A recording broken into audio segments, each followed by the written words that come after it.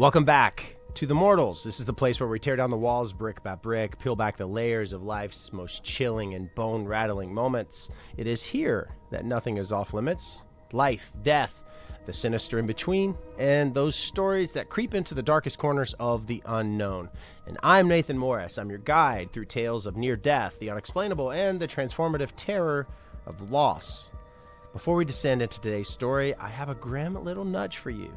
If you're new here, or you haven't hit that follow button yet, you gotta beware because, rumor has it, if you do not follow the Mortals, you're gonna end up as a pallbearer at a funeral. And just as you're carrying the casket to the grave, you'll trip, lose your balance, and you're gonna fall right into the open grave, pulling the casket in on top of you. Don't be that person. Staring up at a circle of horrified faces from a 6-foot hole, save yourself the haunting glares and hit follow right now. That one is my favorite, by the way. Oh, and join our community, the Mortals of Shadowed Souls. Links in the description. Today we're plunging into two stories that are going to make your skin crawl. They're about two people who, by all measurable logic, should not be alive. People who were declared gone, lost, unreachable, until they weren't.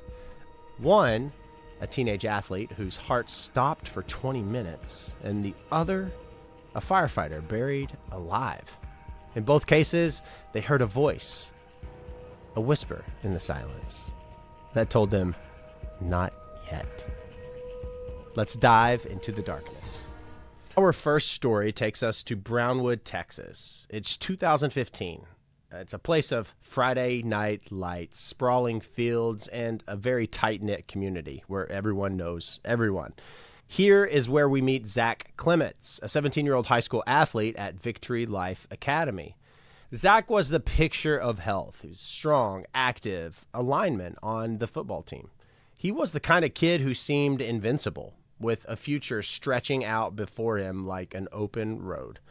One ordinary morning, during a routine PE class, Zach was running sprints with his classmates. The Texas sun was just beginning to climb, casting long shadows across the football field.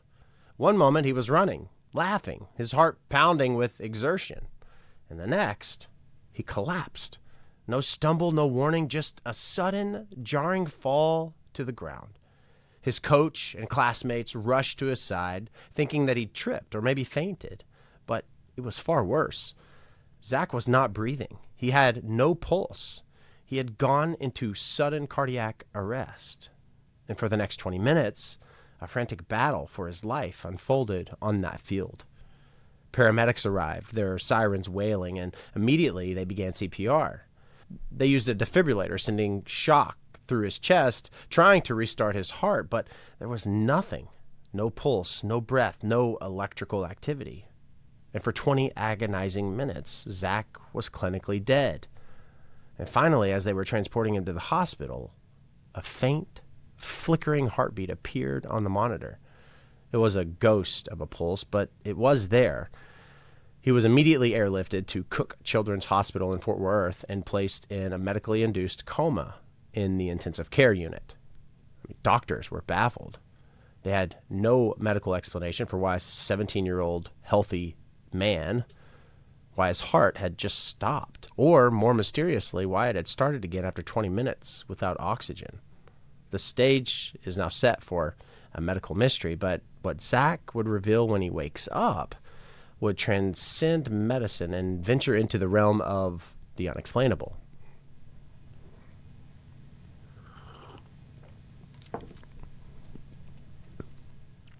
Here's the chilling reality of Zach's situation. For 20 minutes, his brain has been deprived of oxygen. In medical terms, brain death begins within 4 to 6 minutes. And after 10 minutes, the damage is almost always irreversible. 20 minutes? It's a death sentence for the mind. Doctors prepared his family for the worst. If he did wake up at all, he would likely be in a vegetative state. His memories, his personality, his very essence erased. And for 3 days, Zach lay in a coma. Machines are breathing for him. His life is hanging by a thread. His family prayed, holding vigil by his bedside, waiting for a sign, hoping for one, anything.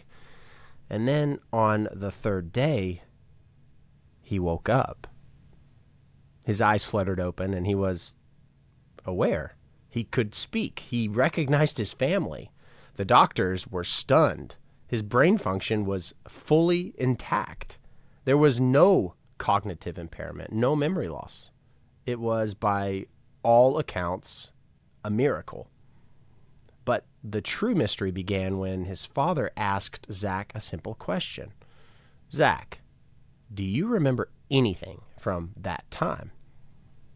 Zach did not hesitate. He looked at his parents, his eyes clear and certain, and he told them what he saw. He said he remembered a brilliant, blinding light, and in that light stood a man with long, flowing hair and a thick beard. The man's presence was overwhelming, not with fear, but with a profound sense of peace.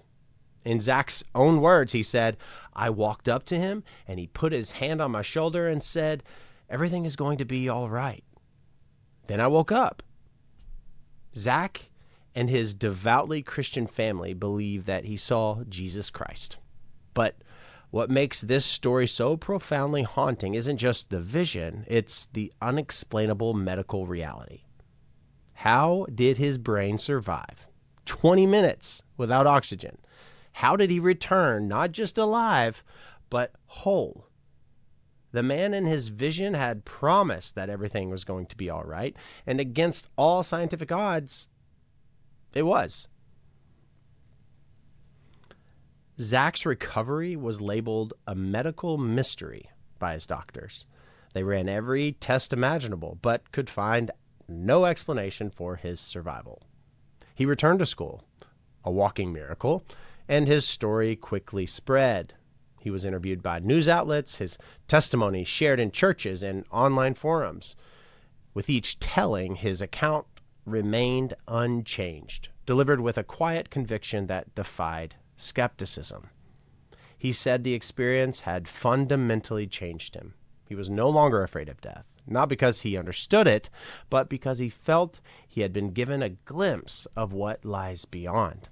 A place of peace, a presence that offered comfort in the face of the ultimate unknown.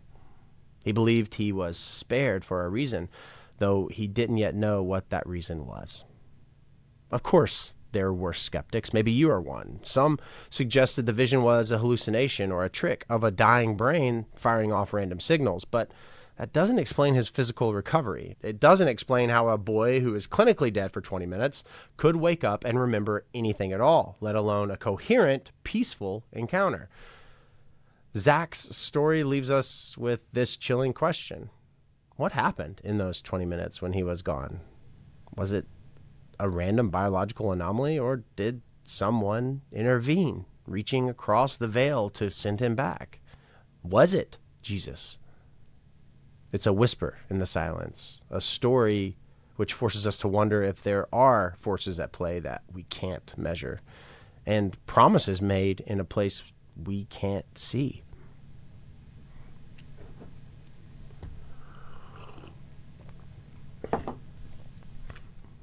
In this corner, we have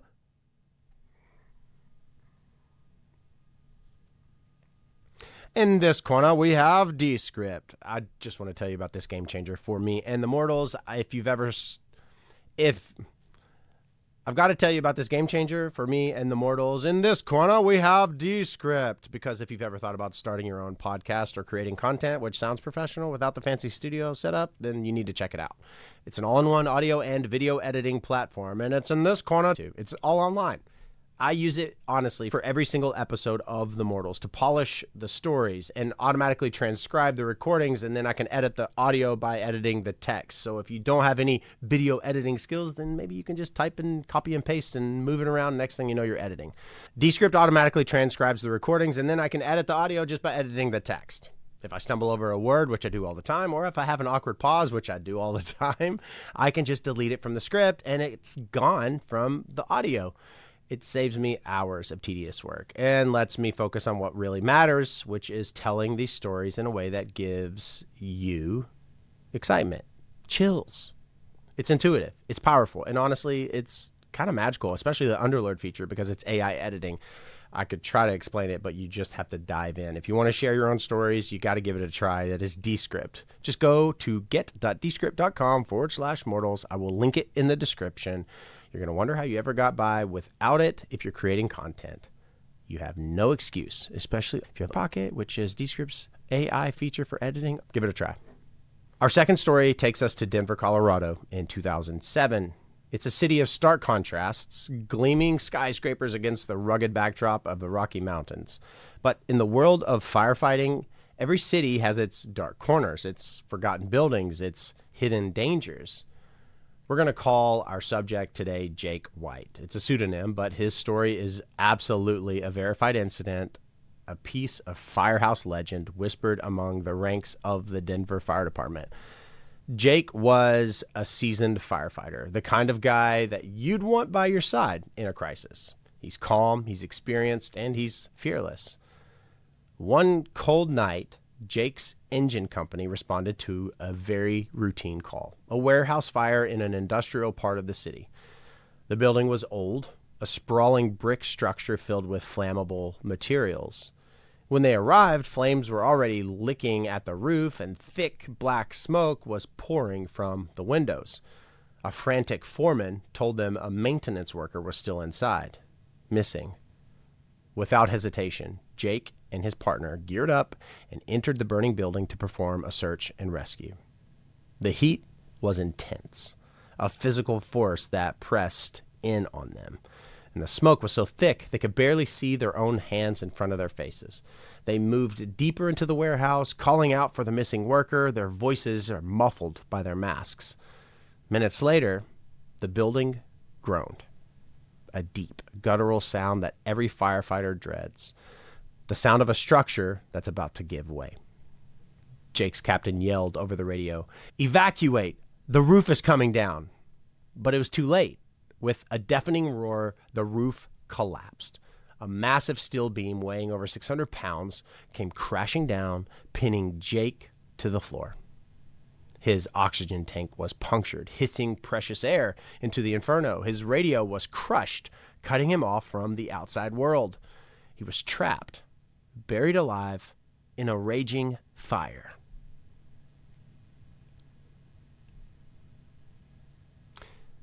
Let's step into the pure terror of Jake's situation.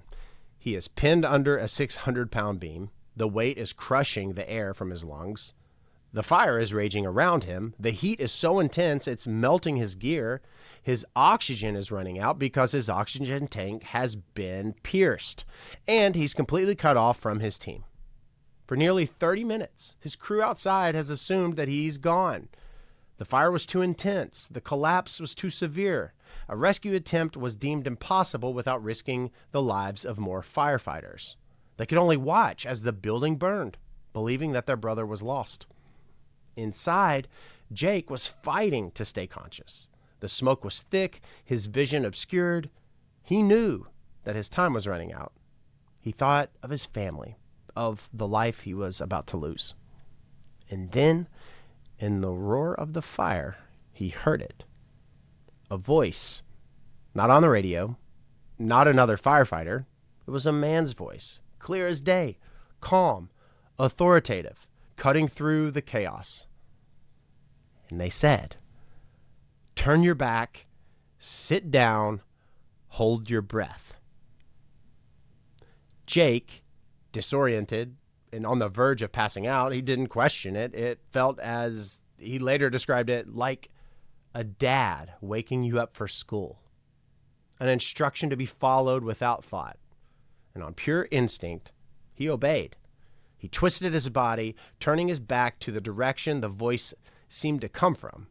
He managed to shift his weight, sitting up as much as he could under the beam, and he held his breath. The moment he did, the wall directly behind where he had just been standing collapsed in a shower of brick and mortar. If he hadn't moved, he would have been crushed instantly. Outside, a thermal imaging camera scanning the wreckage for any signs of life picked up a flicker of movement, a heat signature where there should have been none. His team, defying the odds, began a frantic, desperate dig. When they finally reached him, they found something that they could not comprehend. Jake was conscious, calm, and seated cross-legged, his fire jacket pulled tightly over his face to filter the smoke. He was alive.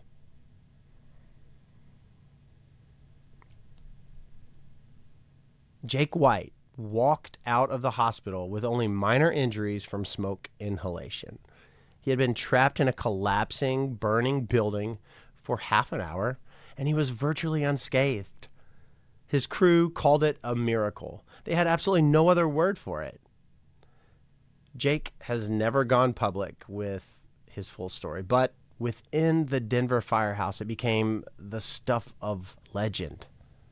The voice that he heard was not a hallucination brought on by the smoke or the fear. He described it with an unnerving clarity, a calm and paternal presence that guided him in a moment of certain death. He still visits the spot where the warehouse once stood, once a year even, on the anniversary of the fire. A quiet pilgrimage to a place where his life was saved by something that he can't explain. And when asked what he thinks the voice was, his answer is as haunting as the experience itself. He says, "I think someone wanted me to come home. Maybe someone who didn't." Was it the spirit of a fallen firefighter? His guardian angel? Something else entirely? Maybe a whisper from a place beyond the flames? Like Zach's story, it's a chilling reminder that in the moments between life and death, we may not be alone.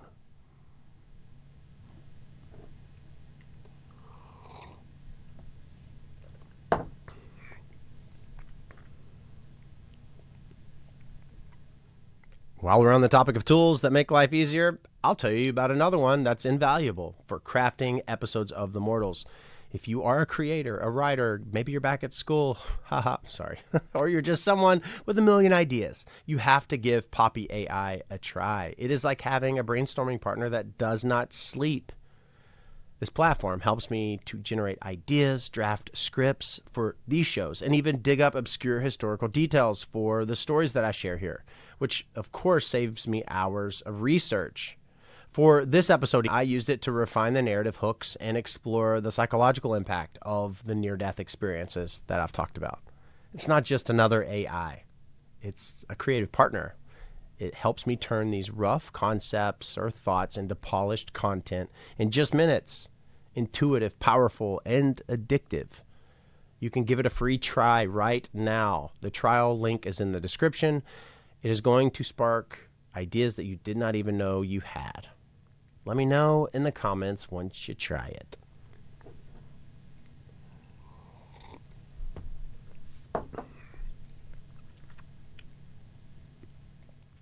Two men, two different worlds. A teenage athlete on a sunlit field, a firefighter in a burning hell. Both faced certain death. Both were pulled back by a voice, a whisper in the silence that defied all logic. These aren't just survival stories. They're puzzles. And when you place them side by side, a pattern begins to form. A presence, a calm, guiding force that emerges in the most terrifying moments when all hope is lost. Zach was told, everything is going to be all right. And his body, which should have been ravaged by oxygen deprivation, was made whole. Jake was given a simple, direct command. Turn your back, sit down, hold your breath, and was saved from being crushed by a collapsing wall. What are we to make of these whispers?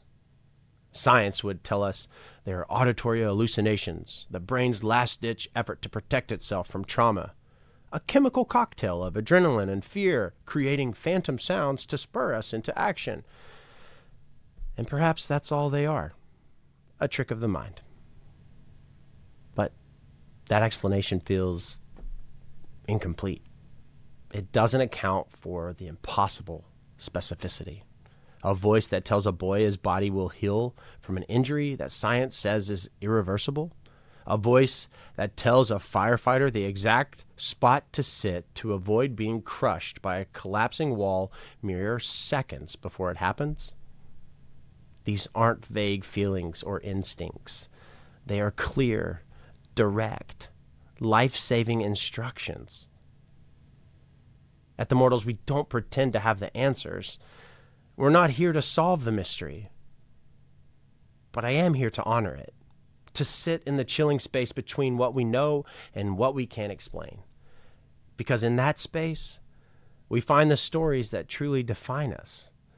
Stories that suggest that even when we are at our most vulnerable, our most broken, we are not entirely alone.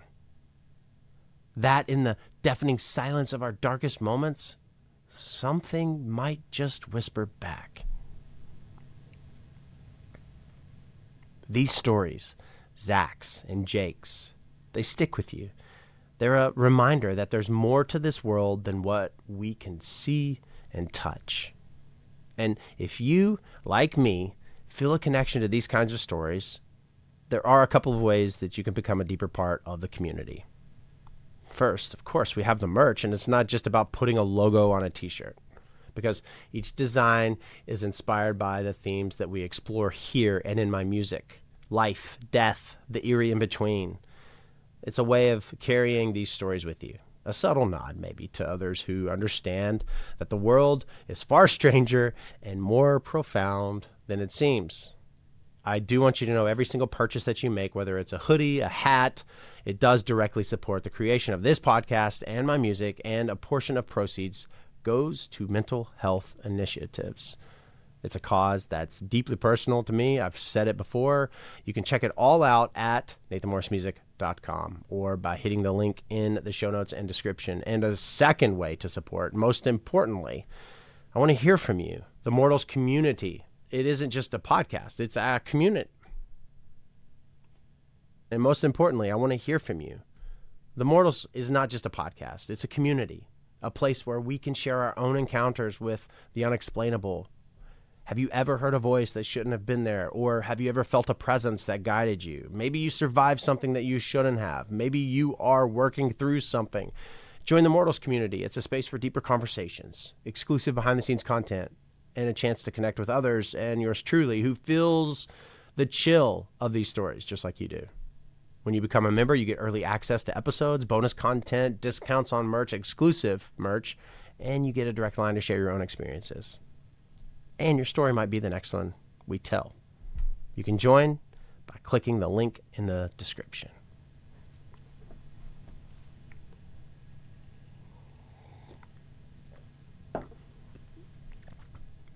A boy on a football field, his heart silent for 20 minutes, was told everything is going to be all right. And it was. A firefighter, buried in an inferno, was told exactly where to sit to survive. And he did. Somewhere in the space between one breath and the next, between a heartbeat and silence, a voice reached out. I don't know what that voice is, and I won't pretend to. A guardian, an ancestor, Christ himself, the universe. Maybe it's the part of our own soul that refuses to let go. But I believe this. We are never completely alone. And when death brushes close, it sometimes whispers grace. So tonight, whether you're in the middle of your own fire or waiting for a miracle on a cold hospital floor, listen. Listen for the whisper in the silence, because it may not be done with you either. Thank you for joining me on The Mortals, where the shadows speak and the silence listens back. Until next time, take care of each other and know you're loved far more than you could ever know.